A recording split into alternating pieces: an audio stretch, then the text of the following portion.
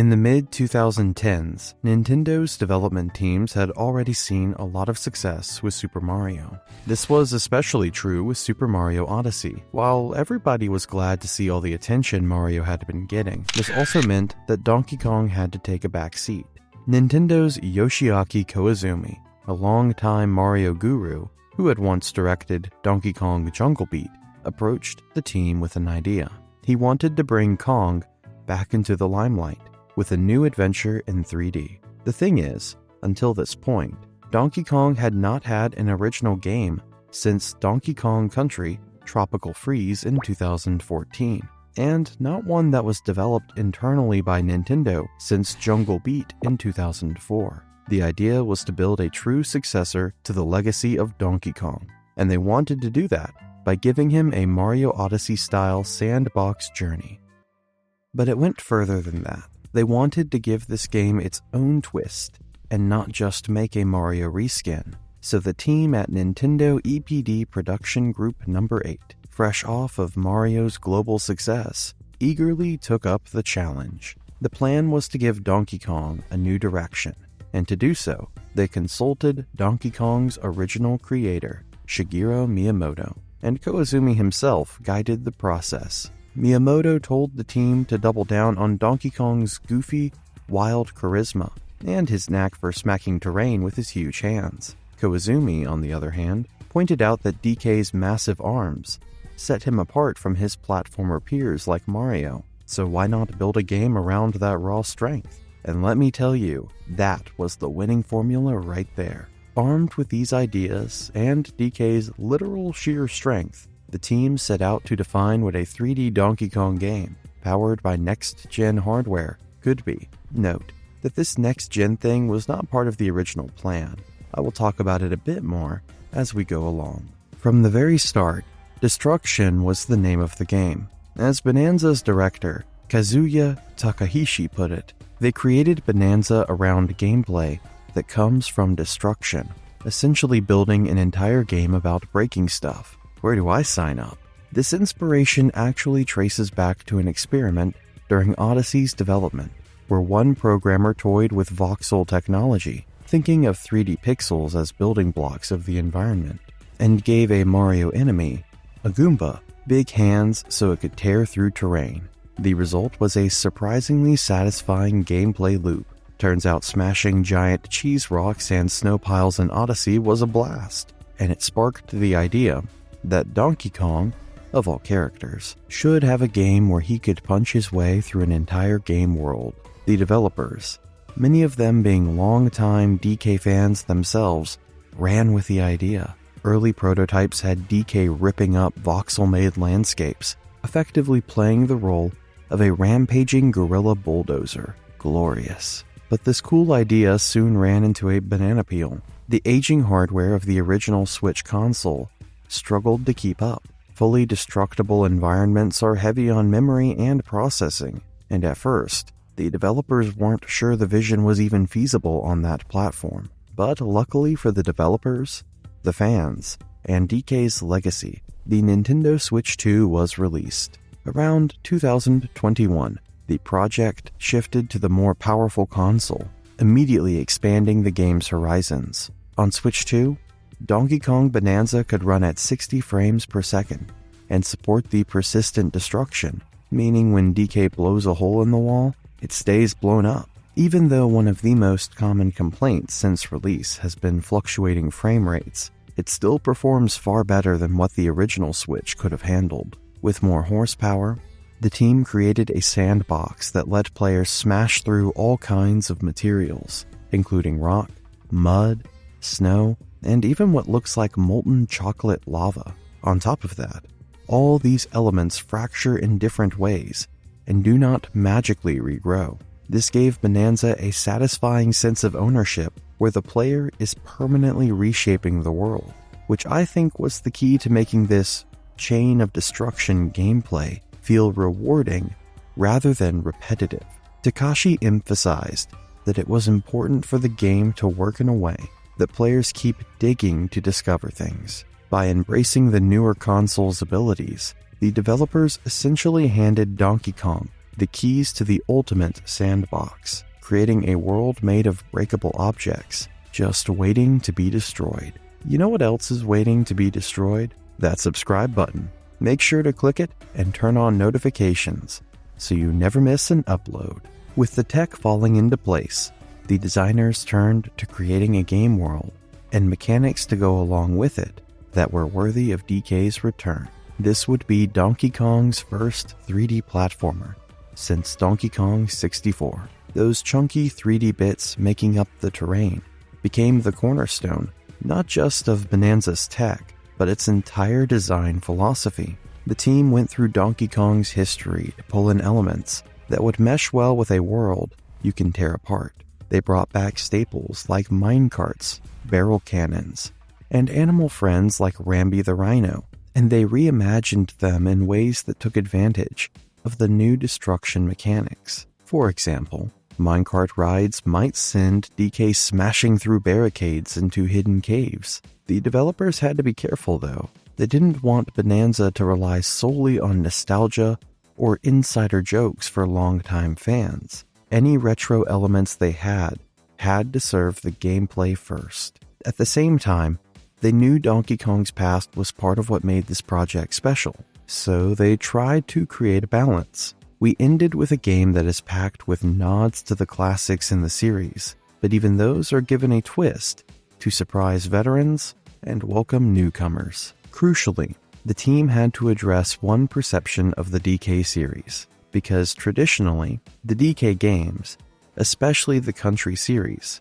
are known for their high difficulty and sometimes linear levels. While their cult-based fans wouldn't have a problem with that. With Bananza, EPD wanted to broaden the appeal without losing their depth, so they implemented a skill tree for DK, letting players unlock new modes and buffs over time, a first time for the series, adding a light RPG flavor. They also include an optional easy mode and drop-in co-op play so that less experienced players and lifelong players can enjoy the game together. You could show your kids something you grew up with. Their goal was to make sure that Bananza could be enjoyed by the widest audience, from the hardcore to the youngsters meeting DK for the first time. For the level design, they took a different approach from Mario's upward platforming journeys. Instead of climbing towards the sky, Bananza would have players punching downward, even deeper into the earth. Each world in the game is layered vertically, like a cross-section of a subterranean world. This not only reinforced the story's underground setting, but it also naturally leveraged DK's digging and smashing. You literally progress by breaking downwards through the floors of this world. The team anchored each area around dramatic landmarks, say a giant burger or a glowing underground cityscape, to help players orient themselves as they tunneled around. While it's true that not all the layers have a landmark as memorable as a giant burger, there is always something unique about them. And unlike many platformers, where you're funneled along one critical path, Bananza encourages exploration. Thanks to the voxel setup, if you see something interesting off the beaten path, you can just punch your way to it. The developers even left room for sequence breaking. Creative players can bust routes in unintended orders, but smartly designed fallbacks exist, so you can always return to the main path without getting stuck. It was a tricky design challenge. How does one guide players through a coherent adventure while also giving them freedom to literally break the level design? Most games struggle with either. The solution was to prioritize a clear primary route, so you can always follow your objective if you want, but fill the surroundings with soft barriers and detours that curious players can find by experimenting.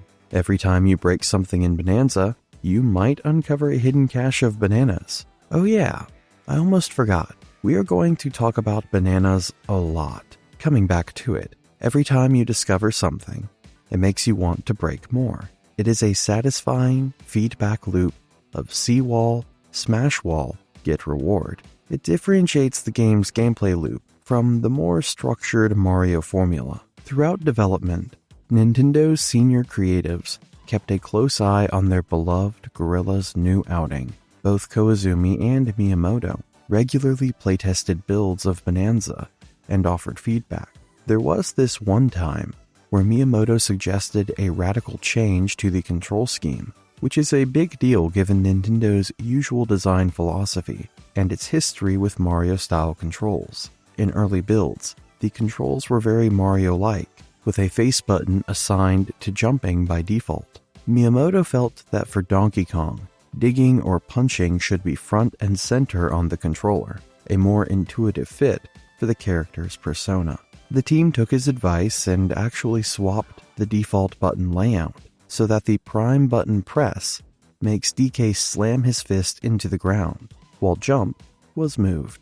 This was rare for Nintendo to deviate from Mario's decades-old controls. But hey, listen, don't worry, platform purist. They kept a Mario-style control option available in the settings for those who can't shake the muscle memory. But this whole thing is a testament to how Bananza's developers were willing to rethink conventions to suit DK. They also introduced a creative side mode called DK Artist, born from an internal level editor tool. This mode lets players sculpt and paint voxel terrain freely, almost like a 3D modeling sandbox, where DK is the chisel. The idea is a throwback to the playful Mario 64 title screen, where you could tug on Mario's face. It's basically a tech demo turned bonus feature, showing off the voxel engine's flexibility and inviting players to play around with level design themselves. By 2025, Donkey Kong Bananza was shaping up to be one of Nintendo's flagship titles for the new system. The project had come a long way from an experiment and had evolved into a full-blown DK epic with cutting-edge tech and a loving respect for its lineage. Now, we will dive into the story and lore of Bananza's adventure, following DK and Pauline as they venture into the unknown. How does a simple banana hunt turn into a journey to the center of the earth? Grab a bunch of bananas. We're heading underground. Donkey Kong's latest adventure kicks off on the sunlit shores of Ingot Isle, innocently enough, but it quickly escalates into one of his wildest journeys yet. In Donkey Kong Bananza's story, our banana-loving hero finds himself in the middle of a gold rush, or more accurately, a banana gold rush. Rumors have been going around of mystical gems called Banandium gems hidden on Ingot Isle, and they're said to be very valuable. Naturally, DK is very interested because a giant banana-shaped gem sounds like a dream come true for him. However, he isn't the only one after them. A shady mining corporation named Voidco swoops in and starts collecting all the gems for itself. Voidco is led by a new villain, Void Kong, a greedy industrialist Kong with jet black fur and a penchant for machinery. Void Kong's master plan is to use the gems to power a massive drilling machine and dig to the planetary core, where the ultimate prize, the Banandium root, supposedly lies. According to legend, this glowing root at the center of the earth can grant the wishes of whoever has it. Void Kong, in his true capitalist villain spirit, desires nothing less than infinite riches and is willing to crack the planet open to get them. Donkey Kong, of course, won't let some evil CEO steal all the bananas, gems. He confronts Voidco's operations on Ingot Isle, which results in a clash. In the chaos, DK ends up plummeting into a sinkhole opened by Void Kong's drill, which looks like a literal meteor. He falls far below the surface and finds himself in a bizarre, uncharted subterranean world, which happens to be the setting for most of the game. His crash landing is softened by an unlikely ally, a sentient chunk of rock he later nicknames Odd Rock. This living boulder sidekick seems to know its way around the underground world and guides DK through the first area. Before long, they come across the inhabitants of this inner world. It turns out there is an entire hollow earth realm down here, filled with intelligent societies and ancient elemental guardians. Each layer of this underground has its own tribe. Think miners, zebras, snakes, and other civilizations. and some are even watched over by a giant elder guardian. These elders look like Kongs carved from stone, and they have a lot of wisdom. Early on in the game, Donkey Kong runs into one such elder, a large mountain-like Kong that seems to be asleep, but then he comes to life. This great elder recognizes DK as being of great physical strength and pure intentions. DK's love of bananas probably gives him a pure heart. The elder gives DK a special transformative power as a gift, which becomes a central game mechanic. But this interaction also leads to a shocking revelation about DK's odd new friend. Under the elder power, Odd Rock shapeshifts and is restored to her true form, a teenage girl named Pauline. We are going to talk a lot about her later on. For the hardcore fans, yes, that Pauline, though younger than we have seen her before. In Bananza's lore, Pauline has been kidnapped by Void Kong because of her remarkable singing ability. Void Kong believed that a singer with a voice as powerful as Pauline's might be able to awaken the Banandium root deep at the core. Pauline had a natural connection to Donkey Kong. It's a twist that she becomes DK's companion rather than a captive this time around. In classic lore, she was actually the captive of DK in the original 1981 arcade game, but more on that later. Her transformation from stone back to human is also an early hint of Bananza's humor. It adds a nice touch to the story. Reunited in this unexpected way, Donkey Kong and Pauline form a duo and set out to stop Void Kong. The Elder advises them to continue descending towards the planetary core to find the Banandium root before Void Kong finds it, so that they can find their way back to the surface. They make their way through distinct layers of this inner world, and their friendship and their abilities grow. Some of these layers have their own elders, and in classic video game fashion, DK must prove himself in various trials to earn that elder's aid. In practice, this means new transformation powers for Donkey Kong. It gives him the ability to transform into different animal forms. First is the Kong Bananza, which is basically an enhanced gorilla with glowing fur that boosts its strength for smashing. Later, it's a zebra-like form that gives DK speed. Then there is an ostrich form that allows him to fly for short bursts. There are others too that we can get into later. Each transformation is visually amusing. It's basically DK in a themed costume, and each comes with unique abilities to solve new puzzles and get to other areas. Importantly, all of these powers are activated by Pauline's singing. Pauline, aspiring singer that she is, learns special songs, one for each form, and performs them to trigger DK's transformation. It is a charming bit of lore. Her voice literally empowers Donkey Kong, combining strength and music in harmony. This makes her more than a sidekick. She is integral to the gameplay and the story. In fact, Bananza uses her vocal talents as a guiding element. Pauline herself goes through a satisfying character arc. Initially, she's unsure of herself, feeling like a teenager out of her element in a crazy underground world. But as the story progresses, Pauline gains confidence and finds her voice, literally and figuratively. She opens up about her dream of becoming a famous singer back in the big city, and each time she sings, she becomes more self-assured. By the end of this journey, Pauline isn't the damsel in distress anymore, which is also a subtle nod to the culture, considering the story of the character before she appeared in Bananza. If you really wanted to speculate, you could say this game is her origin story, but the developers have never really provided a definitive answer. Void Kong doesn't make things easy for our heroes, of course. As DK and Pauline descend, they run into a lot of enemies. Interestingly, as the story goes on, many of Void Kong's own servants leave his side. In a funny turn of events, some Voidco minions decide that working for an egomaniacal boss bent on drilling to the Earth's core on a treasure hunt isn't in their best interest. The health benefits can't be great down there, and so they defect to help Donkey Kong instead. This adds a bit of irony to the story.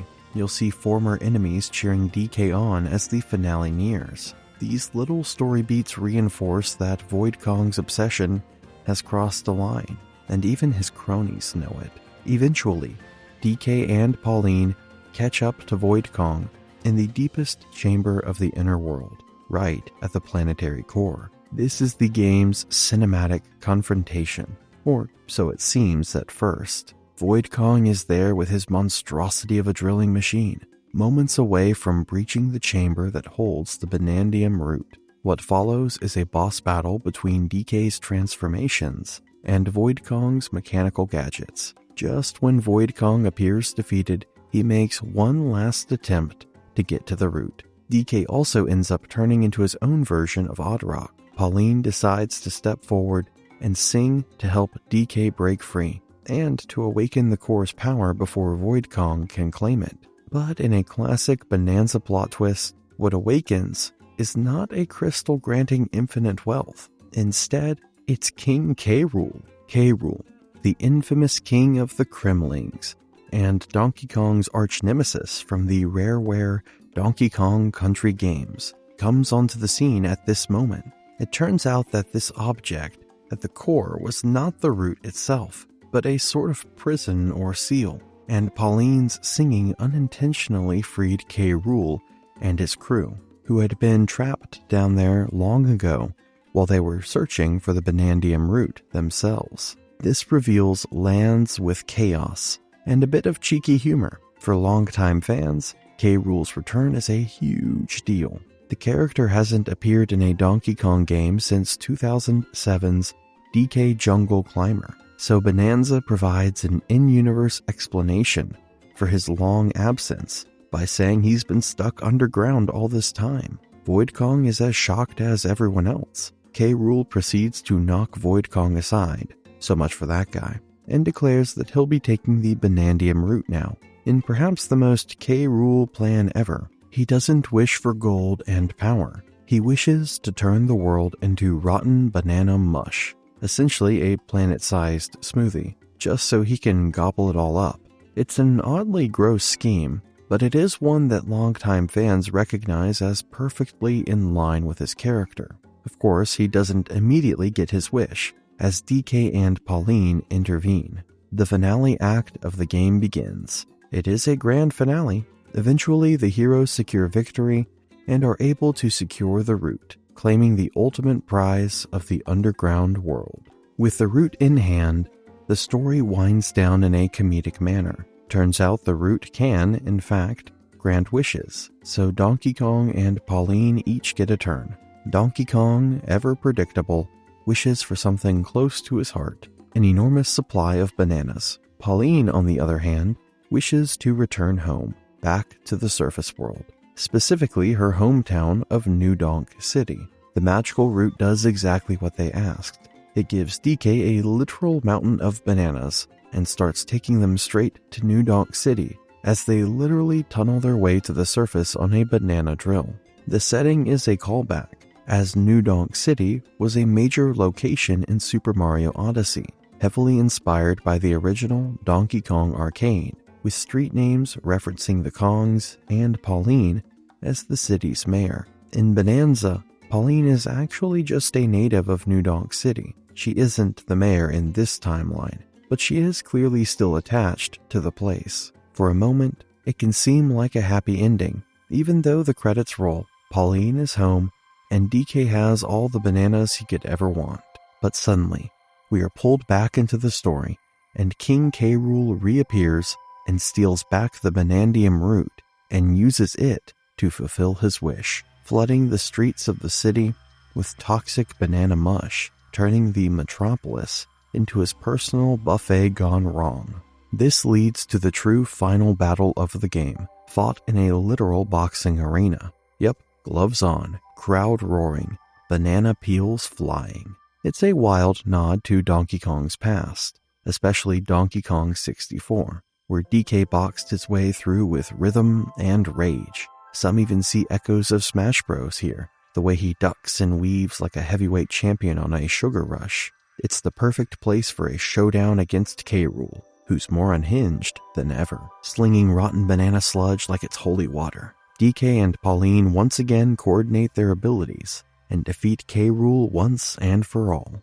With peace finally achieved, at least for now, Bananza concludes on this note. Ultimately, their paths separate as Pauline has a life in the city and aspirations to chase, and DK has to go on more adventures. DK returns to the underground, and Pauline starts performing as a street musician, singing her heart out on the streets of the city. But wait, there is a bit more. Bananza features a short epilogue character set a few months later, giving players one more taste of the duo together. By this point, Pauline has found success and is about to debut in a big show at the New Donk City Hall, which happens to be a nod to her mayoral concert from Mario Odyssey, where she sang as well. She feels something is missing in her new song, so she seeks out DK. They meet again, and Pauline accompanies DK back to the underground once again. Together they revisit the core, which is now peaceful.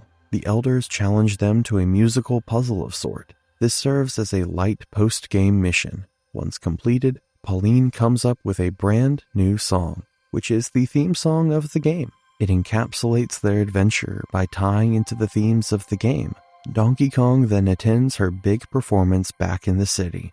This is the ending of the main story, a feel-good moment that fits the narrative of the game. Speaking of the narrative, it is notably more elaborate than a typical Donkey Kong game. It weaves together elements from across the franchise's history in an appropriate way. By teaming DK with Pauline, Nintendo basically linked the original 1981 arcade story to the present, like the past and present of Donkey Kong lore colliding underground.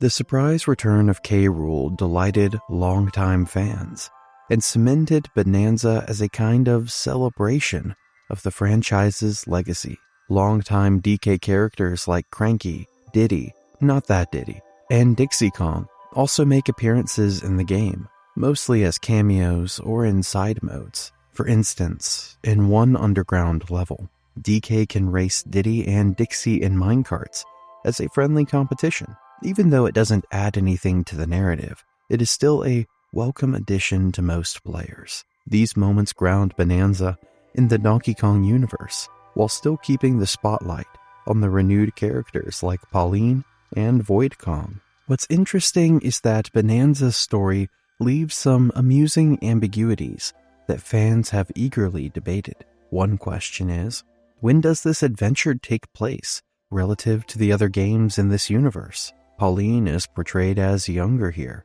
whereas in Super Mario Odyssey, which presumably happens not too far in the timeline, she is an adult and the mayor of New Donk City. Nintendo deliberately chose not to clarify this discrepancy. The developers said they wanted to leave it to the fans' imagination and not bog down a fun adventure with timeline specifics. Is Bananza an earlier adventure, before Pauline became mayor? An alternative reality where Pauline stayed younger? The game drops a few hints implying a bunch of things, but ultimately, none of them is ever confirmed. This open-ended approach spurred a lot of online fan theories. Some think Bananza is a prequel to Odyssey, explaining how Pauline rediscovered her passion for singing and eventually rose to prominence.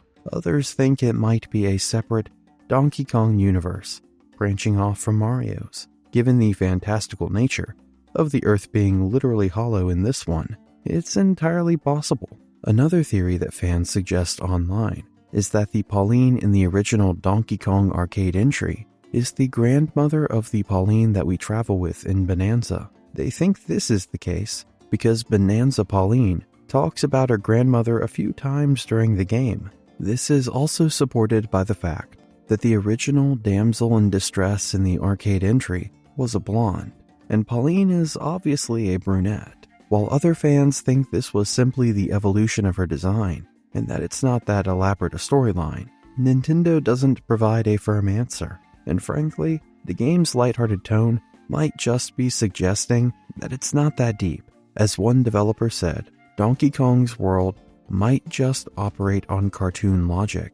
So if a teenage Pauline teaming up with DK makes for a great story, then so be it. All in all, the lore of Donkey Kong Bananza strikes a nice balance between epic and silly. On one hand, you have this grand adventure to the center of the earth, with ancient powers and world-threatening stakes. On the other hand, the motivations for going on this adventure are as wacky as turning the earth into banana mush. The narrative stays relaxed and does not take itself too seriously, and I think that is the right way to have done it. It is like a documentary that winks at the audience. It even plays with classic Donkey Kong tropes. For example, after you beat the final boss, the game rolls fake credits as a fun reference to the false credits joke in Donkey Kong Country. By the end of the story, Donkey Kong has reaffirmed his status as a hero and a stomach of gold, given all those bananas. Pauline becomes a star,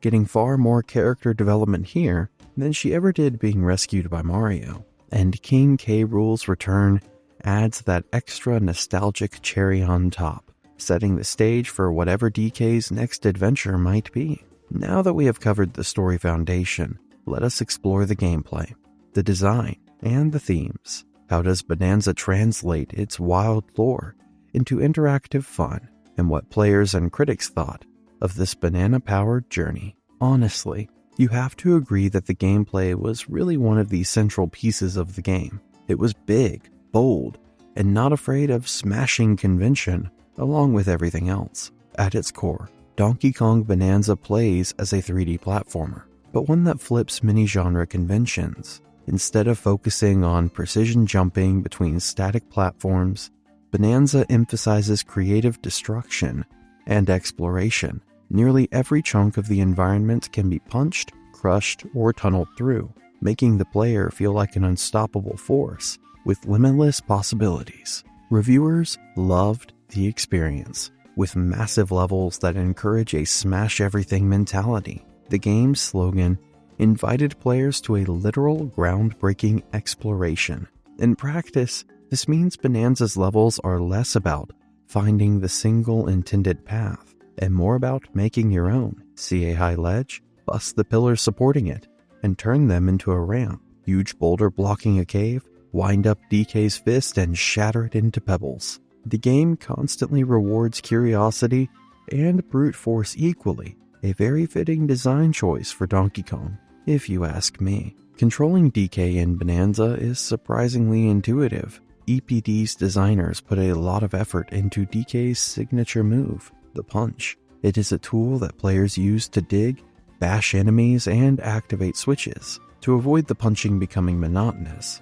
the team tuned a lot of subtle details. The sound design gives each impact a satisfying touch. Camera does a slight zoom shake, and there are even freeze frame and slow motion effects if you deliver a blow that breaks a large structure. The Switch 2's improved haptic feedback made it into the game as well. When DK winds up a powerful punch, you feel the controller rumble, then release with a thud as the obstacle crumbles. All these little tweaks make simply hitting stuff much more fun. Testers describe the sensation as therapeutic, smashing after a long day. There's just something relaxing about letting DK go on a rampage. Even the game's reviewers admitted they sometimes ignored the plot just to smash everything in sight because it was that fun. DK isn't invincible though. Platforming elements are still there. You'll need to time your jumps, watch out for hazards like spike pits or lava,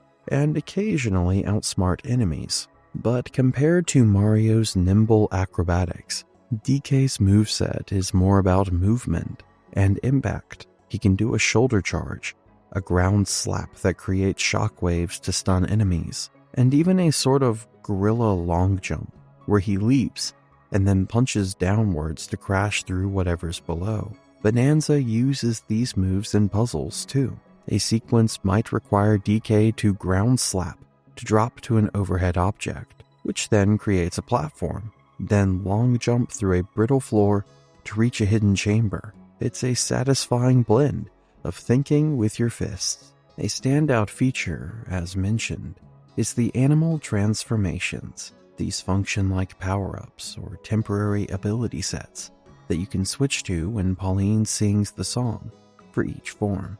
Each of them changes DK's appearance and grants new movement options. For example, the zebra banana form makes DK striped and lean, allowing him to run at higher speeds and even gallop across surfaces that would collapse under his original weight. Maybe he should cut back on those bananas. The zebra is great for crossing crumbling bridges or outrunning Indiana Jones-style boulders. The ostrich Bananza form gives DK a bright, feathery look and the ability to jump higher and flutter down slowly. There are several other forms as well.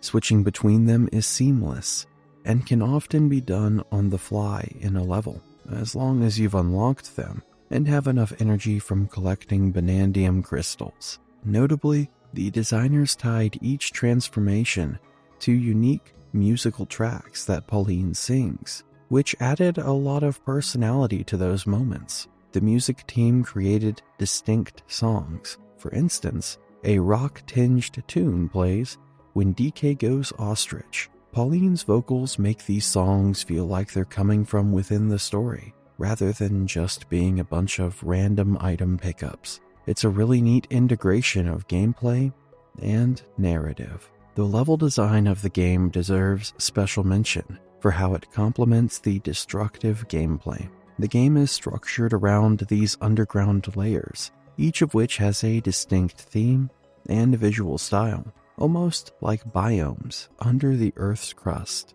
Art director Daisuke Watanabe and the team wanted the underground to feel strange and otherworldly, yet tied to the roots of Donkey Kong. They took inspiration from the classic Donkey Kong arcade city setting. For example, they used neon pink and blue lights in some caverns as a throwback to the 1981 game's color scheme. In one layer that is basically an underground city, you see neon signs and building remnants, as if an echo of New Donk City fell into the earth. They even include a subtle depth meter on the HUD that tells you how many meters below the surface you are, a nod to how the original game measured progress by climbing higher. As you dig deeper, that number increases, giving you a satisfying sense of descent. Each layer's structure often revolves around the local animal tribe or banana-related gimmick. There are also classic side-scrolling segments cleverly embedded in some of the levels. At certain points, DK enters a 2D space in a wall, and the gameplay briefly shifts to a traditional side-on platformer view. These areas are basically loaded with homages to previous games in the franchise. Such segments bridge the gap between the legacy and the present, and they usually end with DK literally breaking out of the wall into 3D. It's almost symbolic. Bananza's approach to boss battles also stands out as part of its design evolution. Traditional Mario games, and even older DK games, often have bosses that follow strict patterns. You dodge some attacks, wait for an opening, then stomp or hit them 3 times. Bananza throws that out of the window. Thanks to the new destruction mechanics, most boss arenas are destructible, and DK can damage bosses in creative ways. Takashi noted that the team moved away from pattern-based fights to allow damage at any time, making the player feel more in control. Of course, bosses still have phases and special moves. Void Kong himself has them, but you rarely find yourself waiting for a cycle to repeat, so you can do the same thing until the battle ends. This design was liked by many players for keeping the game's pace up.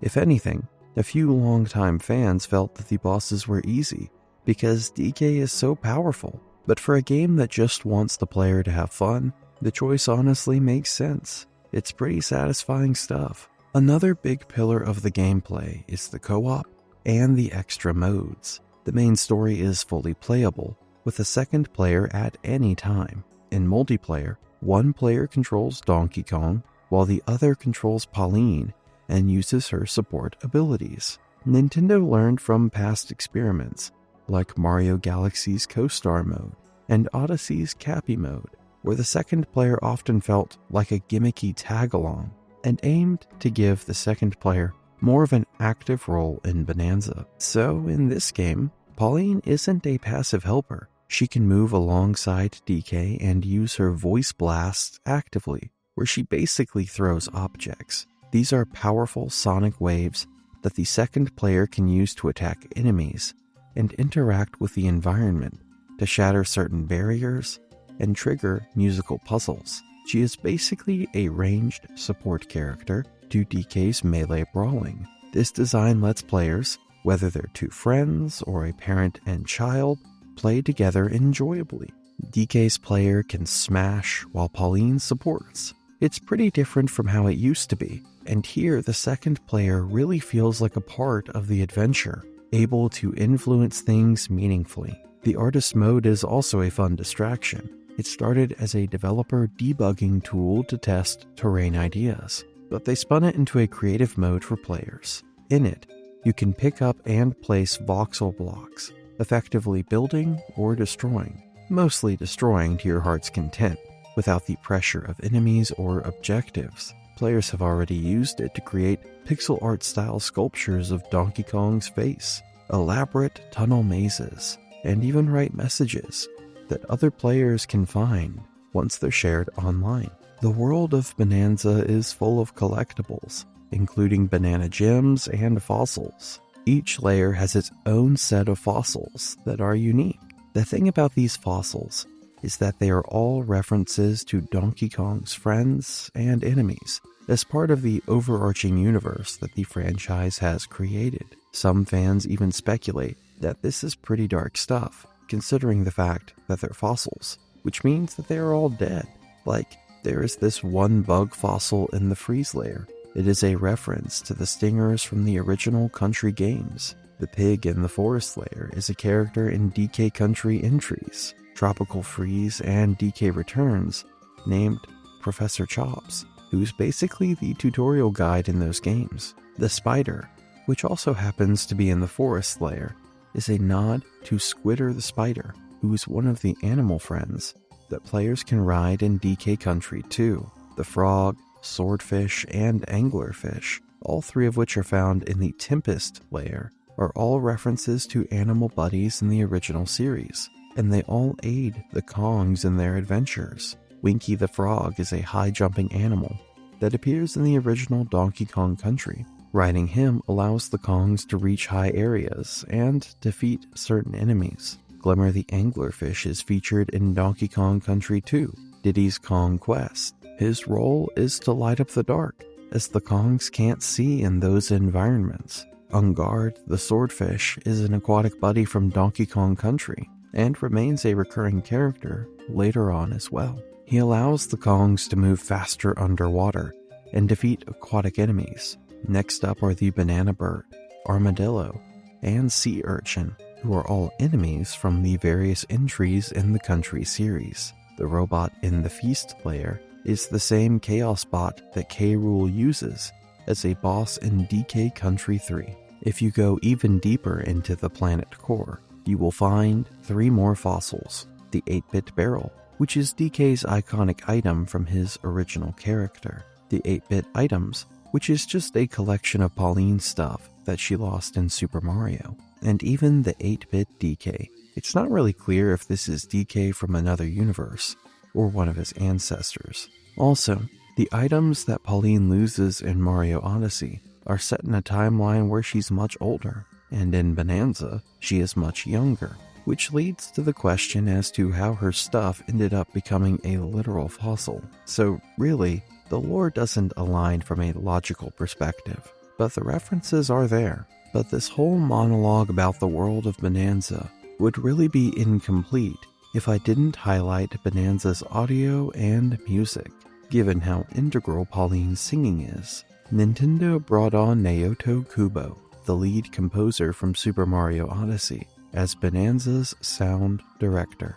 The presence of Pauline, who had been an established singer in Mario, meant that music had to be front and center in this game, not just background noise. The developers leaned into this by using her songs dynamically. Her vocals signal where to go or what can be broken, like a high note shattering a barrier. What's unique is that Pauline is the only character in the game who speaks, or rather sings, In plain English, every other character, whether it's DK's goofy grunts or the Elder's murmurs, uses a fictional gibberish language or animalistic sounds.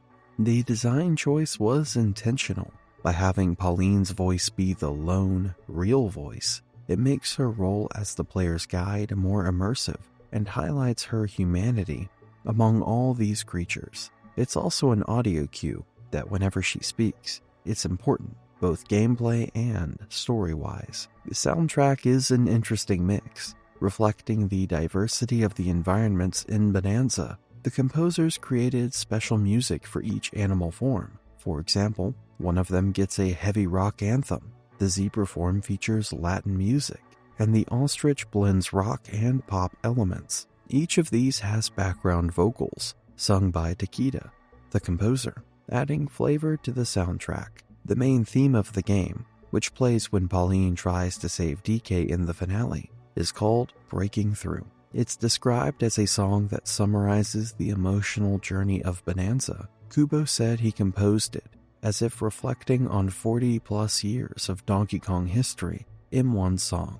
Longtime fans also loved the nostalgic Easter eggs in the music. Bananza sprinkles in rearrangements of certain classic tracks from Donkey Kong Country, and even includes a snippet of the infamous DK rap here and there. But don't worry, the full DK rap isn't forced on anyone, but some of you might catch a remix in a hidden jukebox item. Audio design extended to feedback for the player. Miyamoto commented that during testing, Donkey Kong's footsteps sounded too light. He expected DK to thud with each step, given his size. The team then decided to beef up his footsteps, but they were careful so that they didn't drown out the crunch of destruction.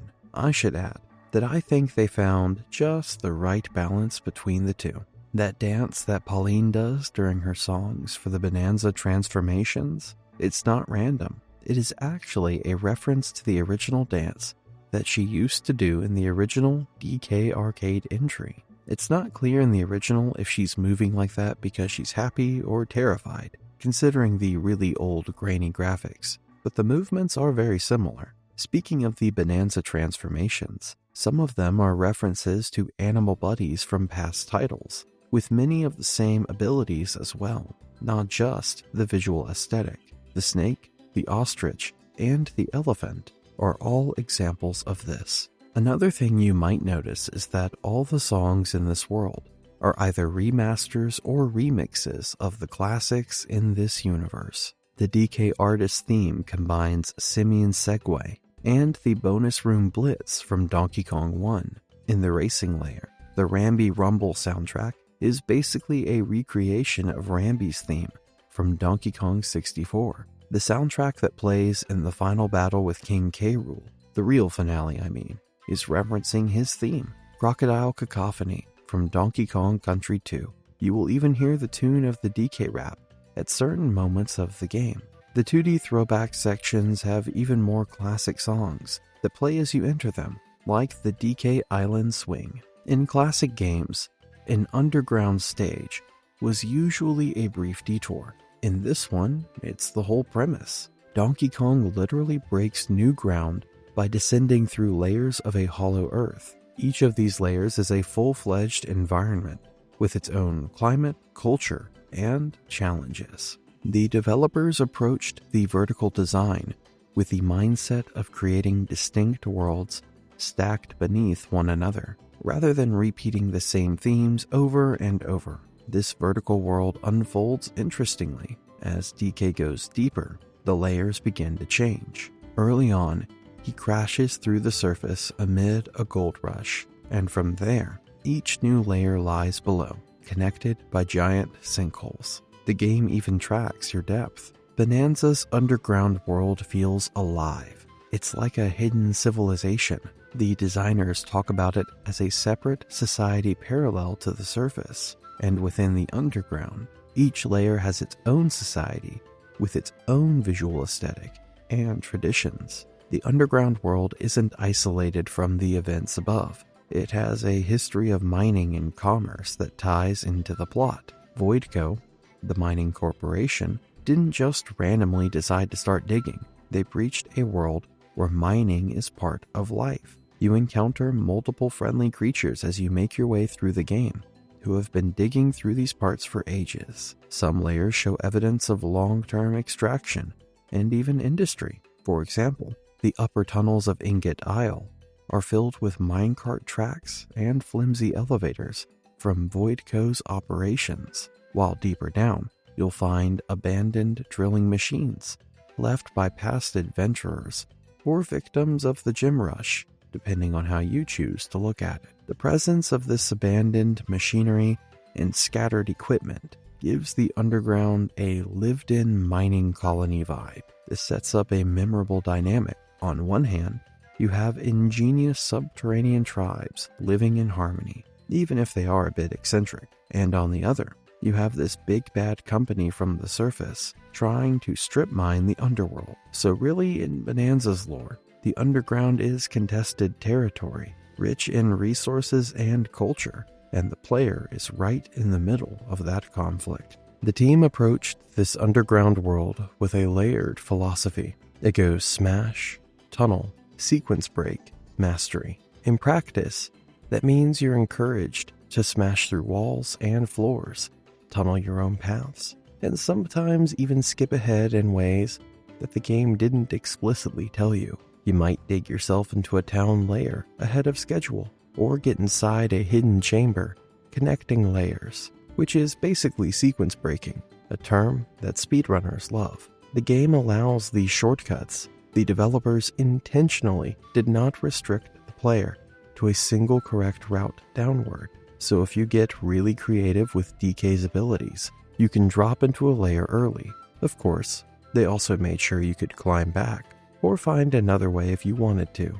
And really, you have to climb back, because even though you can make it to the next layer, sometimes the key progression abilities that the Kongs give to DK are only achieved through the intended linear sequence of the game. Still, the ability to explore in this manner makes the underground feel like a cohesive open world, rather than a linear set of levels. There is a thrill in realizing you can crack open a secret shaft and suddenly see the next layer's landscape far below, winking up at you through the hole you created. Wait, that didn't come out right.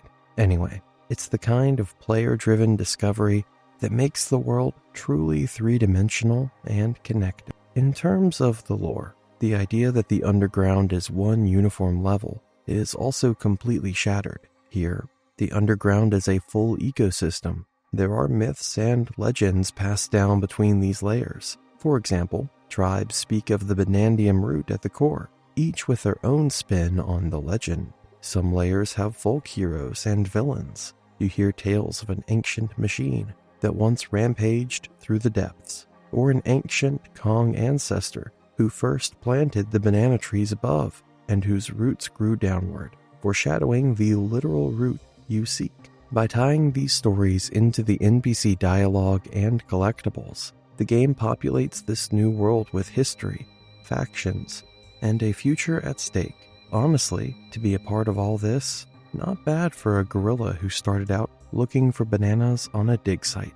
The underground is populated by all kinds of NPC tribes that guide you as you go along. Some are welcoming, and some aren't. But hey, get this. You can basically high-five any NPC in the game. At times, you even get some pretty funny responses, depending on who you make DK interact with. You can do this by walking up to the characters and pressing the punch button.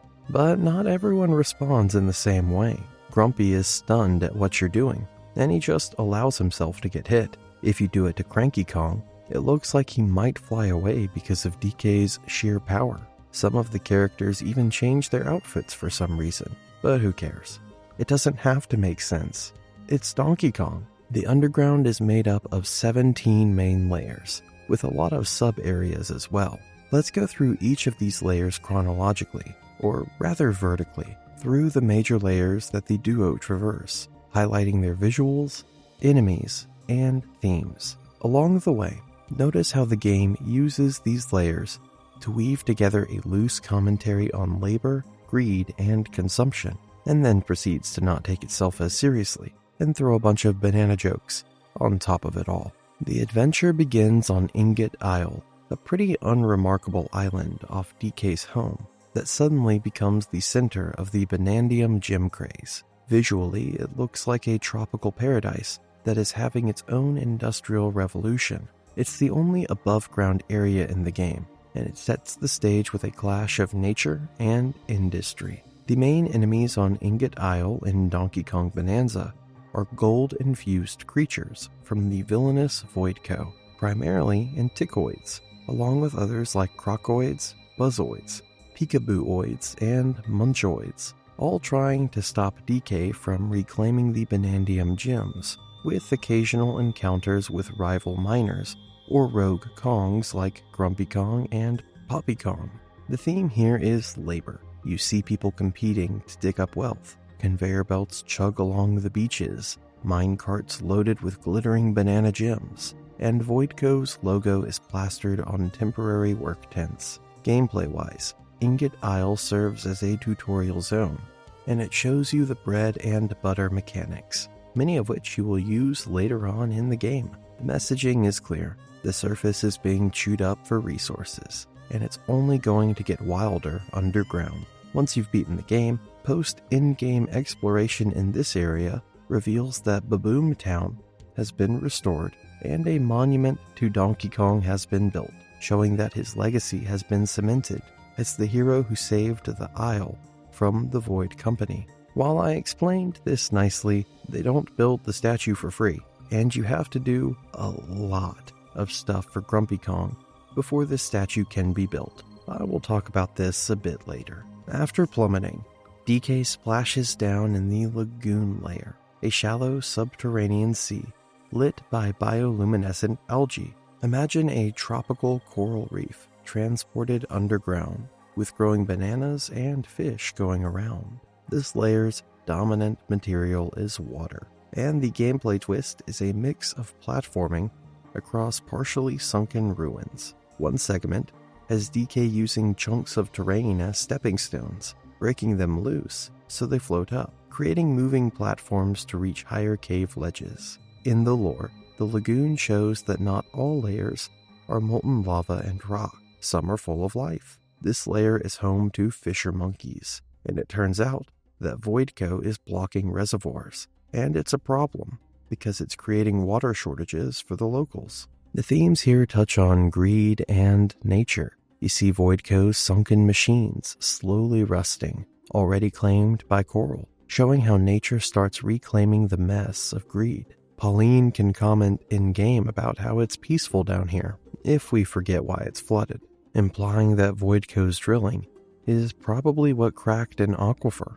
It is here, in this layer, that we meet the Kong Elder, who helps uncover the truth that Odd Rock is Pauline, and DK gains his powerful Kong form through her song and the Elder's music. The Elder, after having DK find an ancient record, then tells them to go further down to the planet's core, where wishes are granted.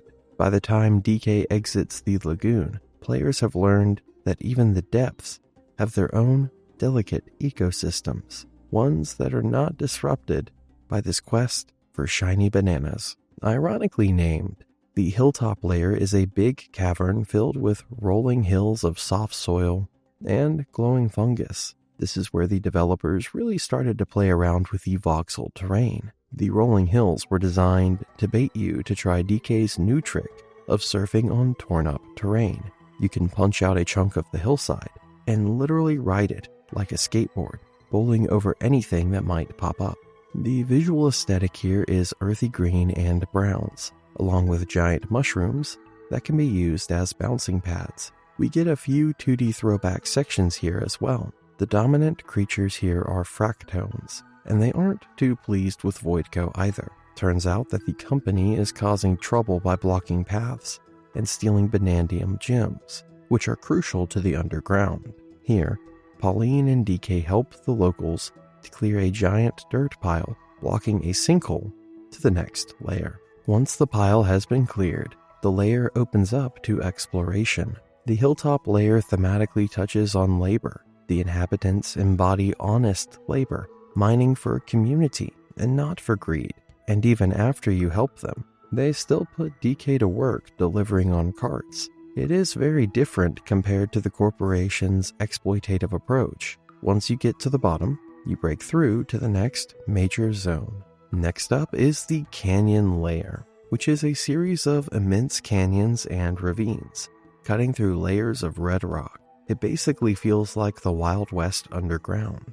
The environment here is dry and echoey. It's here that Bananza really shows off its level design by including 2D throwback sections. At one point, DK enters a cave, and the camera shifts to a side-on perspective, transforming the gameplay into a classic Donkey Kong level against the backdrop. It's a nice bit of homage, one that the old players are really going to appreciate. It makes you jump across minecarts and avoid traps in pure 2D, complete with the music. Then, exiting the tunnel immediately brings you back to 3D. This canyon layer is populated by a tribe of fractones who operate a train system through this layer. Players interact with them in areas like Long Neck Plateau Village. When DK meets them for the first time, they are neutral, but some of them have been hired as mercenaries by Voidco, leading to a boss fight during this arc. Players can even find a Banandium refinery in this layer, where the corporation is actively processing the gems. Players must defeat Grumpy Kong here to gain access to the refinery.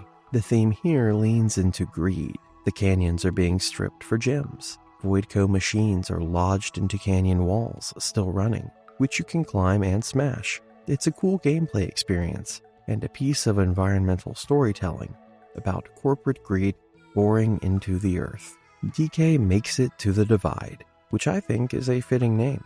It's not really a biome. It's more like a chasm that is splitting the underground world. It's a transitional layer that is pretty striking as you enter. Eels slither in and out of the canyon walls, and interestingly, these eels act as Bananza's fast travel system. We figure out that interacting with an eel causes it to rocket you to different layers. It's an amusing and slimy transit network that the locals use. This layer has minimal combat. It's more about platforming and atmosphere. It represents a point of no return in the story. Crossing it means that DK and Pauline are truly committed to reaching the core, as going back up is getting harder. In terms of the theme, the Divide reflects escalation, the idea that we're moving from the relatively known upper layers to the stranger and more dangerous lower ones. Pauline even remarks that they can't see the sunlight anymore, showing that they've left the world they knew behind. It's a brief layer, but its visual of the vast open void is pretty breathtaking, and just like that, we descend some more. Here, players are faced with a choice. They can choose to go into the freeze layer or the forest layer. Even if you choose one, it does not mean you can't or don't have to go to the other one. It just means you unlock each of their special abilities in a different order. Although some speedrunners have figured out that if you complete the forest layer first, and then use the ostrich form to glide across where the freeze layer path continues, you can climb the purple void material to get to the generator and complete the bridge, effectively bypassing the freeze layer. If you choose the freeze layer, suddenly things get chilly. The freeze layer is an underground ice cavern. Think Superman's Fortress of Solitude, crossed with a banana-themed ice cream factory. Long ago, some geological quirk forced a frozen pocket here, complete with glaciers and frozen lakes. This layer's standout feature is that parts of the environment are slippery and breakable. Dominant enemies include crocoids encased in ice, and rolliscoids. A fun new hazard is freezing mist, areas of cold vapor that can encase DK in ice if he stays in them too long, reducing visibility. The freeze layer is home to the zebra tribe mentioned earlier, and yes, it's as odd as it sounds to find zebras in an underground ice cave. The zebra tribe pleads with DK and Pauline to investigate the malfunctioning cooling tower, which has caused a deep freeze. The lore shows the planet's history and how Voidco's impact has caused this freeze through ancient records and Explorer Tone's message, with progression often requiring the Zebra Bananza for speed and specific platforming skills.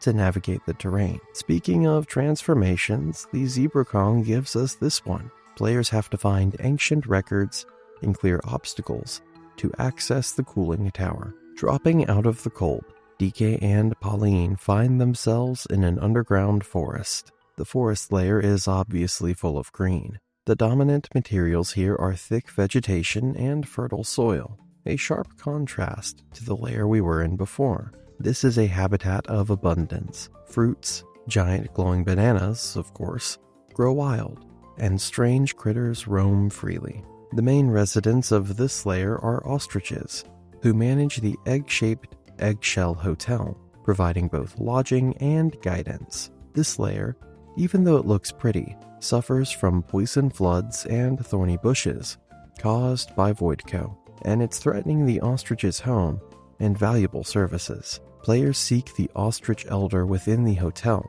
to learn the ostrich Bananza, which is the gameplay mechanic that helps DK clear the poison and thorns. In terms of the mechanics, the layer features fast-growing seeds for bridge building, poisonous water, and hidden fossils. This layer's boss is Abracadabra, a magical entity that the player must confront after gathering the necessary records. Depending on the route you took at the previous layer, this can either be your 6th or 7th layer. Once you complete both, you move to the next. The junction layer serves as a transitional area, connecting the forest and freeze layer to the final boss. The lore here focuses on a boss fight against Void Kong. It's a necessary passage that Donkey Kong and Pauline must navigate. But the thing is, you have to complete the 2 previous layers to get through this one, as the game requires elements from both layers to open the path forward towards the main villain,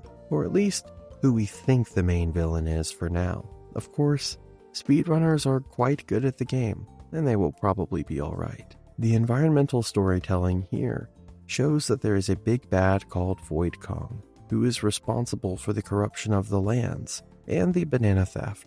Aesthetically, this layer is a combination of the freezer and forest sides. There is another narrative moment here with Cranky Kong, who is found high above the central platform. He offers his usual rants about the way things have turned out and how DK's absence is basically the reason everything has gone wrong, and talks about how he's had to move because of it, and then gets tired midway through the conversation. Proceeds to reward the player with a Banandium gem for interacting with him, but it's nothing special. By this point in the game, this stuff has become pretty routine. The main thing about this layer is that it's testing all the skills that you have required to this point.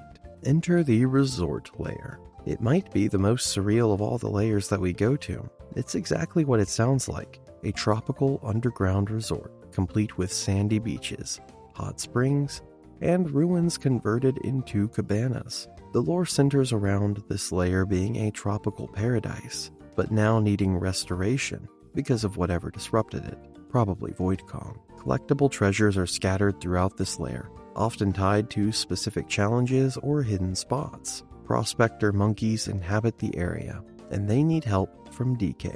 This often involves platforming puzzles. Here, Cranky Kong's antics continue, leading to themed challenges and a bunch of other stuff. The gameplay mechanics are really important here if you want to 100% the area. Utilize dive punches on stems to create lift-off ore, then hand slap it to launch yourself to new areas. This is crucial for reaching platforms, uncovering secrets, and collecting collectibles. You can find fossils, puzzle pieces, and costumes, along with hidden caves and bananas in the water. So really, the resort layer is basically about chasing the ghost of Void Kong and his actions, while trying to restore this pretty resort to what it used to be by solving a bunch of puzzles. How fitting. This is what Donkey Kong is all about. Fun, with just a hint of serious impending world-shattering doom. As we delve into the final third of the journey, things get dangerous again.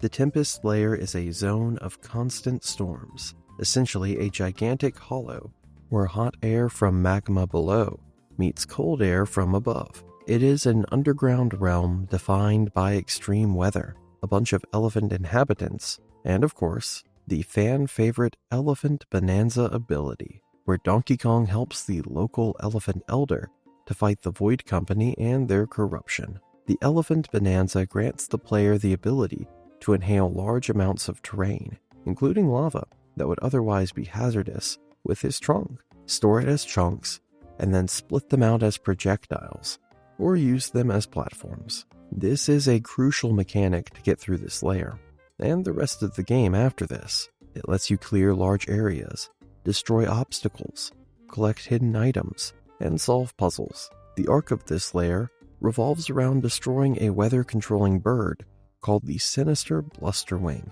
all while navigating the hostile environments. The gameplay here revolves around players using the Elephant Bonanza to literally inhale dangerous parts of the terrain, solving puzzles, collecting Bonandium gems and fossils, all while the corrupted bird remains a recurring boss throughout the layer. The Elephant Bonanza means that players now have to get very creative to find all the collectibles in this layer. You can also find lore tablets in the Tempest layer. They are part of a larger narrative called the Saga of the Exploratone. These verses document the journey of a specific fractone named Exploratone, who wrote them in search of something we will talk about later. The tablets are not part of the central narrative, but they talk about this guy's journey through the different layers, and his various encounters with the main creatures found in the underground. The main goal in this layer is to aid the Elephant Elder and progress through to get closer to the planet's core. The previous layer showcased nature in various forms. The landfill layer is the ultimate depiction of waste and consumption. It's a graveyard of junk, basically a dumping ground where debris from above and from Voidco's failed experiments has accumulated. Mountains of broken machinery, old tires, rusted minecarts, and endless piles of banana peels and mush. This layer hits a surprisingly poignant note. You frequently pass heaps of broken things, maybe tossed down by careless above-worlders, or the result of void mining operations. But it drives home the point. Everything ends up discarded eventually. This layer is home to the secretive eel family. DK and Pauline must smash through dirt and debris to find Bonandium gems. Players utilize the Bonanza transformations they have acquired to navigate the pits and tunnels, all while exploring the trash. The layer is strongly implied to be the home of various underground eels, with the scriptures of various inhabitants found throughout, showing how their roars created the environment, as explained by the eels themselves. The entire village is created from stuff that has been thrown away, so it's basically a trash-topia. Voidco has been dumping stuff here too, and at one point, Pauline finds a shattered prototype drill with notes that read, "Cost-cutting equals safety hazard." She remarks how they couldn't even clean up their own messes. The landfill layer, more than any other, encapsulates the theme of overconsumption. It's literally where greed's byproducts accumulate.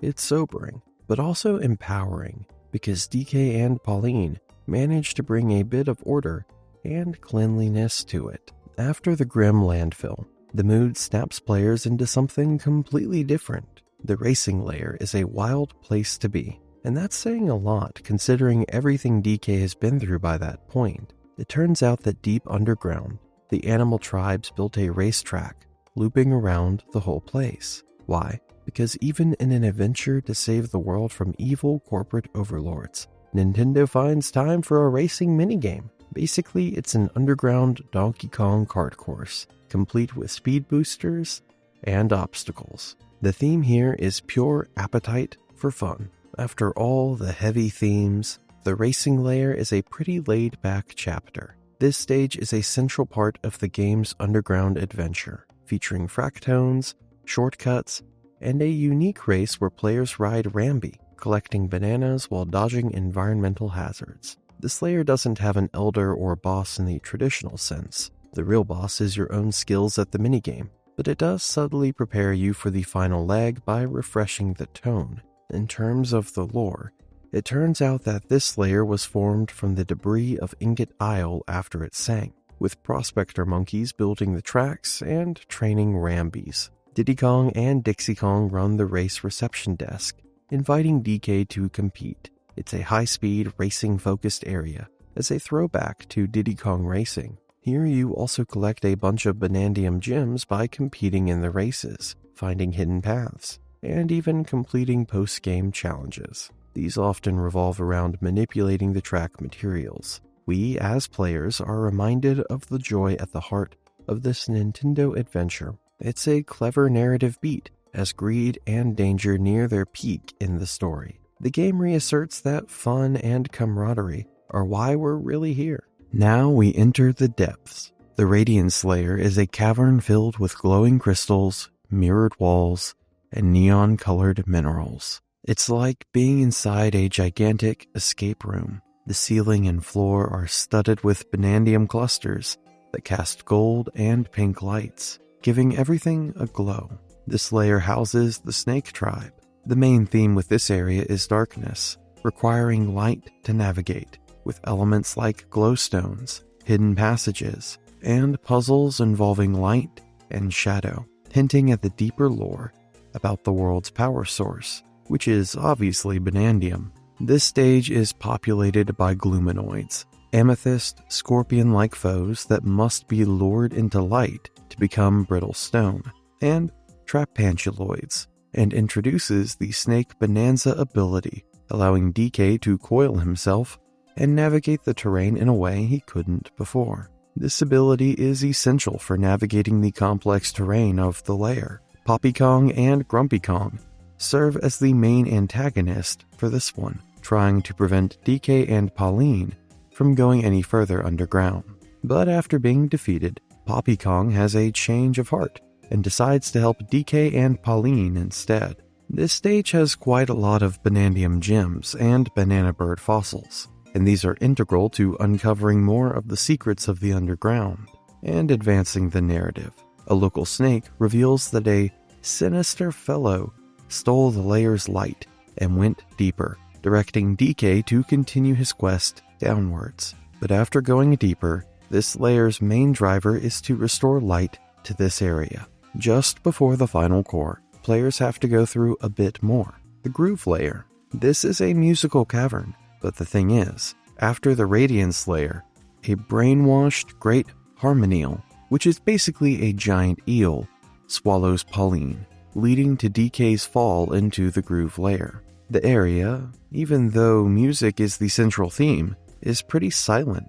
It turns out this is related to a mysterious purple substance that has silenced the source of the music, and it is also implied that this happened because of Void Kong's influence in the underground. The goal here is to free the beat source to put the music back on, and you also have to clear obstacles to attract the Harmonial, to break its brainwashing, and to reunite DK with Pauline. This stage is home to musical fractones, and features the Fossil Museum. This is where collected fossils are displayed, adding depth to the player's experience. The Groove Layer is basically a corporate dystopia, with its muted music and soul-crushing obstacles. It can be seen as a metaphor for how corporations like the Void Company put a stop to creativity and joy, draining the soul from places like these. The fractones, despite being part of the Void Company's scheme, still have a bit of soul left, in sharp contrast to the soullessness of the corporation, making this quest to restore the music very authentic. The legendary Harmonial represents pure joy, and its corruption signifies the loss of that original spirit, with its return showing a rebellion against this corporate villain. So really, the Groove Layer is more than just a disco level. It is a narrative space where the game explores themes of lost joy, corporate suppression, and the struggle to find something genuine in a world under the influence of the Void Company. And for now, DK is winning. And now, just before the core, comes the Feast, a layer that is essentially one giant banquet gone horribly wrong. It's a cavern filled with food and food waste. It is a bizarre, salt mining theme park dedicated to banana burgers as far as the eye can see. The gameplay revolves around reactivating the burger production line by hitting switches as you navigate the waste, reflecting themes of industrial processing and artificial joy and flavor over genuine substance. Deeper lore shows that this layer and its atmosphere are basically criticizing corporate food production. There is a lot of lion imagery in this layer. This stems from the park's founder, a lion who passed away. This explains the theme and the lack of lion NPCs. This stage has a lot of collectibles, including fossils, and once again, players have to explore to be able to find them. Some players think that the developers originally planned a Lion Bonanza transformation, but got rid of these plans eventually, explaining the lion-themed imagery that was left over. Just before reaching true core depth, there's the Forbidden Lair, the sealed chamber around the Banandium root itself. It serves as a surreal and eerie gateway to the planet core, filled with unique lore related to previous visitors and the main villain, K. Rool. The design here is stark. It is basically an empty void with large blocks of concrete and obelisks. Pretty unsettling stuff, I might say. We were just in a colorful place, looking at burgers getting thrown around, and now we are in this eerie place. The layer is inhabited by fractones and securitones, and these beings keep trying to convince DK and Pauline not to go any further on this journey, using location names like Go No Further Gate and Do Not Enter Depths, creating a hostile and unwelcoming environment. The dialogue and the lore suggest that a surface dweller had previously tried to reach the Banandium root, but never returned, setting up the dangers that await once we get past this layer. The deeper narrative reveals that King K. Rool, after being defeated on the surface, had gone underground in search of the infamous Banandium root, but the root detected that this guy didn't plan on using it to make banana rainbows, so it used K. Rool's body to seal the entrance to the core. So basically, the Forbidden Lair is the immediate area before this final confrontation. This is where Pauline's transformation into Odd Rock makes complete sense. The Void Company wanted to use her to awaken the Banandium root. Ultimately, after the boss fight with Void Kong at the end of this layer, Pauline unintentionally frees K. Rool from the root, allowing him to dive into the core. The gameplay mechanics of the layer revolve around paying gold to Securitones to create platforms that are called passage stones. Some players see this as a metaphorical payment or final toll for entry into the deepest secret of the underground world. K. Rool, once freed, also has a bunch of Easter eggs that he throws your way, something I think players might miss. The gun that he uses during the first battle is pretty much the same as the one he uses in Donkey Kong Country 2, Diddy Kong's Quest. The fake credits after the first battle are a reference to the original Country games, where players would get a fake ending, and everything would be spelled with a K, just as it was here in this game. Instead of naming the actual developers, it would just be a list of K. Rool's associates. In Donkey Kong Bananza, the US, in the Origin of Us tablets, refers to the Fractones, ancient beings who shaped the underground world. Basically, the tablets detail their creation and their relationship with the core of the planet.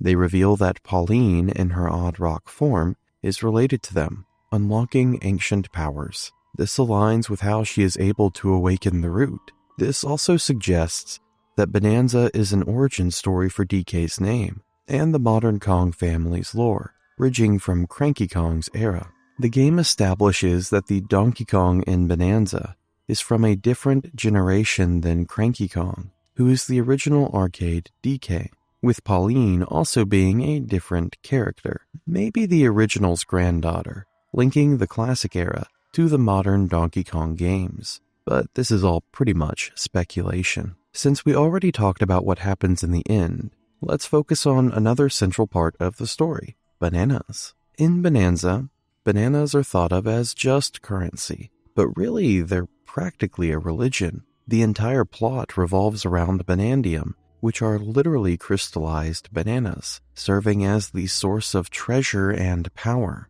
As the official lore says, Banandium gems are destructible, edible, crystallized golden bananas. In the game, DK gains 1 skill point for every 5 Banandium gems he consumes. These can then be used to unlock abilities in the skill tree. as if bananas themselves give him strength. If you got really nerdy about it, one might say the Kongs have a banana trinity: Banandium gems, which are the mana, the Banandium root, which is the divine core, and ordinary bananas, which are the bread and butter commodity. This is supported by the lore, since developers refer to the Banandium root as holy, and that makes sense.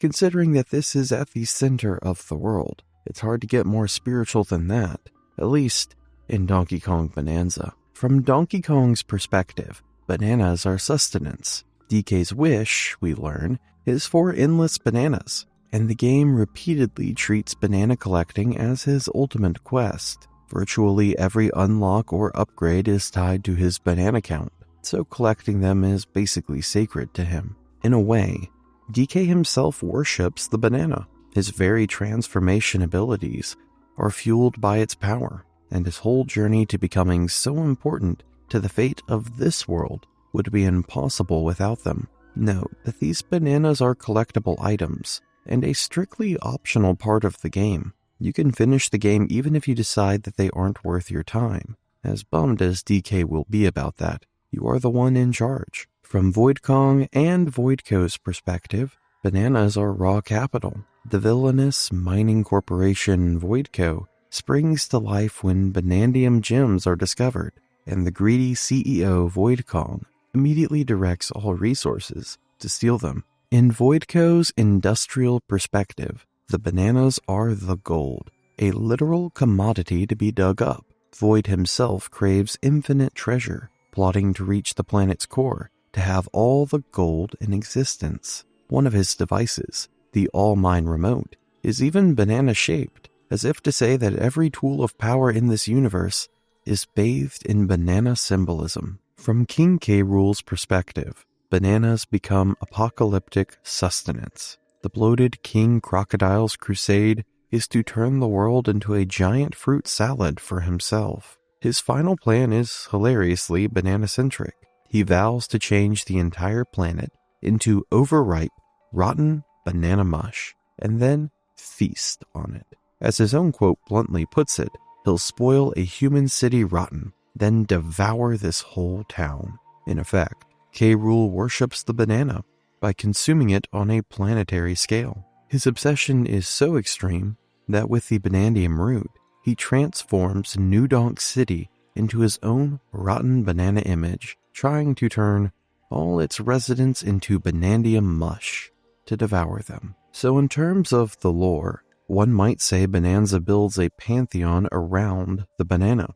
DK is the faithful priest, collecting golden fruit. Void is the zealot, hoarding it. And K. Rool is the heretic, who would turn the world into his own buffet. Nintendo even explicitly casts the banana relic as quasi-divine. This is evidence that bananas equal God in this universe. Jokes aside, the result is a world where everything revolves around that yellow fruit, from the villain's plots to the very physics of the planet.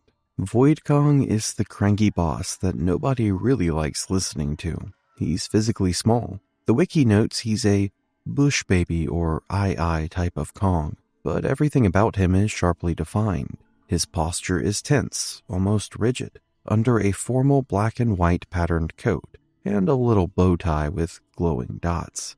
Narratively, Void Kong is a dark mirror of our hero. The official lore even describes him as an example of what Donkey Kong could have become if he let his obsession with bananas get the best of him. Whereas DK is big-hearted and protective, Void is cold, greedy, and utterly self-centered.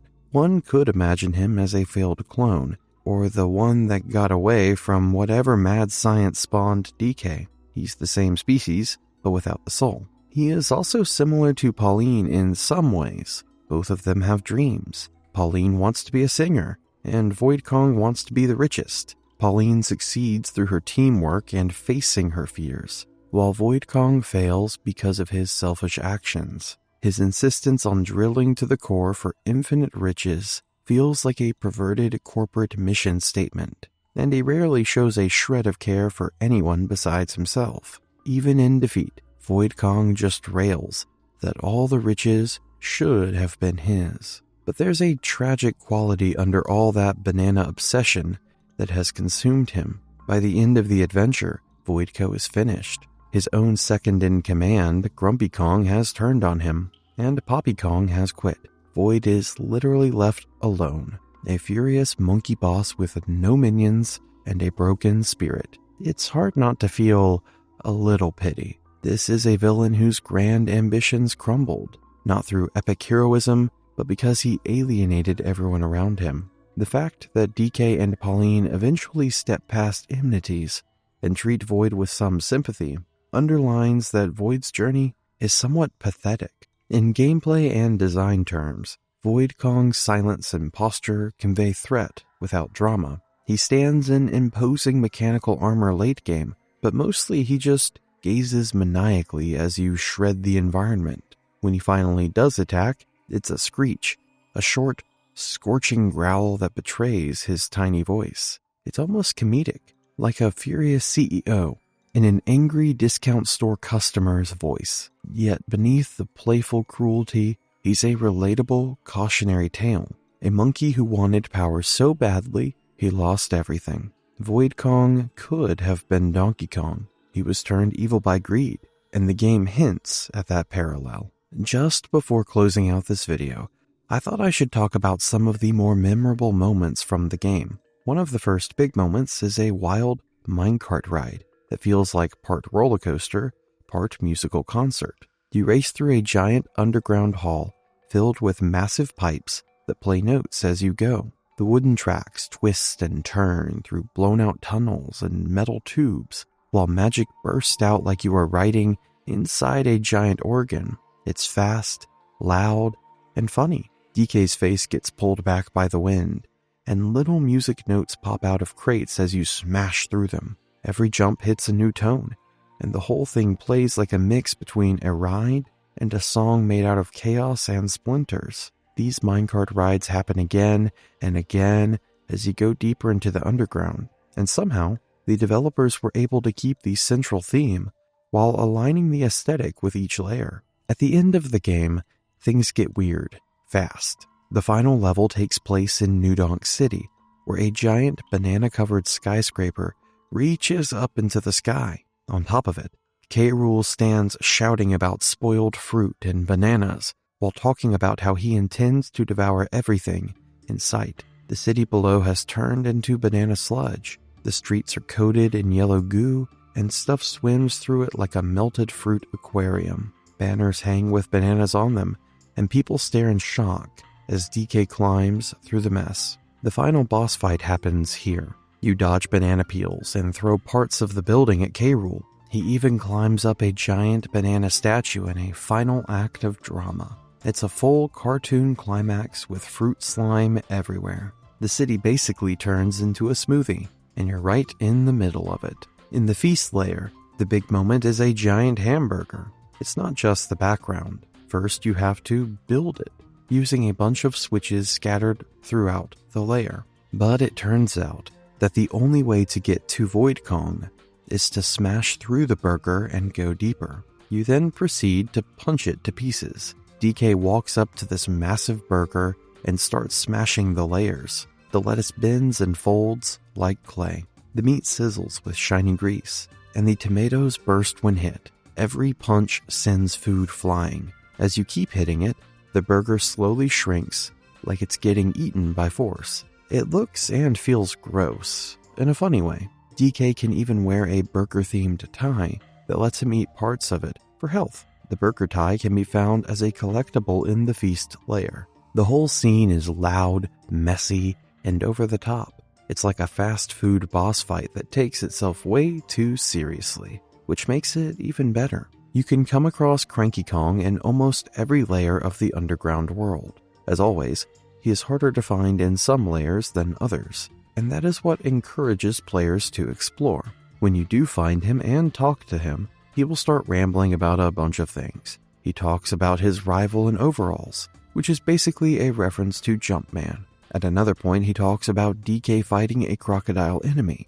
which is obviously a reference to how K. Rool has been an established enemy of DK since before this game. is something that only the old fan base will catch, but that's what I'm here for. Cranky Kong also calls DK the leader of the bunch, something that he was called in DK64's DK Rap. Finally, in the Planet Core, he calls K. Rool a coward for using his gizmo to get around, which is basically a shout out to many of K. Rool's other appearances across the gaming world, in which he uses his jetpack, just like he does in Bananza. Now, about that DK statue, and the excruciating amount of effort it takes to get it. Some players might miss the secret boss and battle rush challenges. You have to finish the main game first. Then these can be unlocked and accessed through Grumpy Kong in the Ingot IO layer. You'll need 5,000 gold for each one. I don't think that's much, considering all the gold there is in the core layer. These are some of the most challenging missions in the game, one of the few things that the gaming community involved with this game collectively agrees on. It's a bit of fan service for those who are used to and appreciate the more difficult original games, who find themselves playing a game that is pretty easy compared to earlier entries. Once you beat these challenges and the boss, you can return to Grumpy Kong, pay him 120,000 gold, yeah, that's right, to ultimately get the DK statue that I talked about earlier. Once the statue has been built, you can use it to farm endless amounts of gold and find a gem on top called the best of the bunch. Most seasoned players agree that this is the hardest banana to get in the game. Add that to the list of things I never thought I'd say. So where does that leave us? After all the smashing and sliding and banana-powered chaos, Donkey Kong Bananza ends not with a clean answer, but with a strange kind of joy. The root is real. The corporations failed. The ground gave way, and the story fell with it. And through it all, DK just kept going, smashing walls, carrying barrels, eating fruit like it was the only truth that mattered. Maybe that's the point. The story never really asked why. It asked how much you're willing to throw to keep moving forward. It gave us music and tunnels and bosses made of sludge. It gave us bananas as currency and myth. And at the bottom of it all, it gave us a glowing crystal that granted wishes and warped cities into towers of fruit. So yes, the underground was weird. The bananas were plenty, and Donkey Kong somehow stayed true to himself through it all. A walking instinct, a friendly wrecking ball, and maybe, just maybe, that's enough. Thanks for watching. If you liked this one, you will probably like our 2 hours of Mario facts to sleep to. Click the video on the screen, and we'll see you there.